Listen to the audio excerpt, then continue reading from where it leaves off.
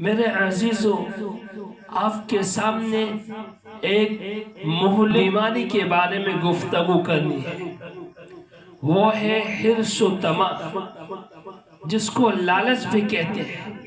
یہ ایک مہلک بیماری ہے۔ یہ حرص و لالچ کبھی حب دنیا کی صورت میں ہوتی ہے، کبھی کھانے پینے کی صورت میں ہوتی ہے، اور کبھی جنسی شہوت کی صورت میں ظاہر ہوتی ہے۔ اس لیے اولاد آدم جب حرص و طمع میں گرفتار ہوتی ہے تو گناہوں کے دروازے کھل جاتے ہیں۔ اگر طمع نہ ہوتی تو کوئی پرندہ جال میں نہ پھنستا، اگر طمع نہ ہوتی تو کوئی مچھلی شکاری کے ہاتھ نہ آتی، اگر طمع نہ ہوتی تو شیر کبھی پنجرے میں بند نہ ہوتا، اگر طمع اور لالچ نہ ہوتا تو انسان کبھی گناہ نہ کرتا۔ یہ سارے گناہ اسی حرص و طمع کی شاخیں ہیں۔ اس طمع کی وجہ سے انسان زیادہ کے شوق میں تھوڑے سے بھی ہاتھ دھو لیتا ہے۔ میرے عزیزو، آپ نے پڑھا ہوگا چھوٹے بچوں کی کتابوں میں ایک کہانی لکھی ہوتی ہے کہ ایک کتا ہوتا ہے، ایک کتے کے منہ میں گوشت کا ٹکڑا ہوتا ہے، وہ اس کو لیے پھرتا ہے یہاں تک کہ ایک ندی کے پاس پہنچتا ہے۔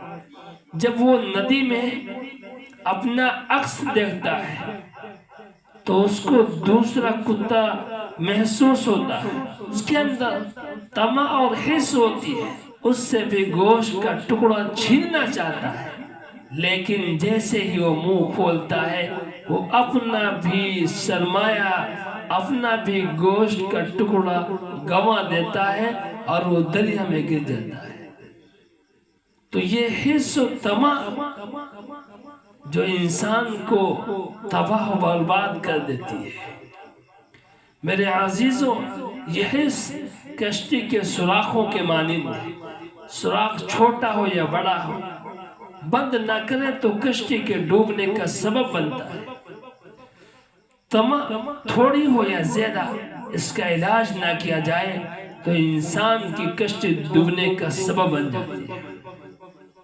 یہ دنیا ایسی ہے کہ آرزوؤں کو جوان کرتی ہے، انسان کے جسم کو بوڑھا کرتی ہے، دیکھو قبر کے قریب کر دیتی ہے اور پروردگار سے دور کر دیتی ہے۔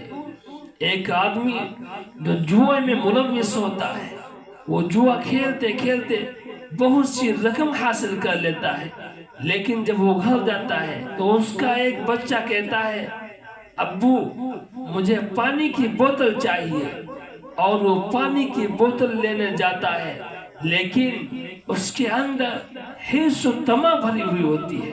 اس نے جوئے میں پیسے جیتے تھے، اس کی سوچ یہ تھی کہ پھر جاؤں گا اور پھر جیت لوں گا، لیکن جب جاتا ہے تو ساری کی ساری رقم ہار جاتا ہے اور خالی ہاتھ گھر لوٹتا ہے۔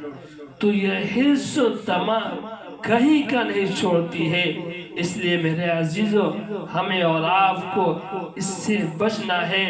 اللہ رب العزت ہم سب کو آخرت والے اعمال کرنے کی توفیق نصیب فرمائے اور اس حرص و طمع کی مہلک بیماری سے نجات عطا فرمائے۔ آمین یا رب العالمین۔ وآخر دعوانا الحمد للہ رب العالمین۔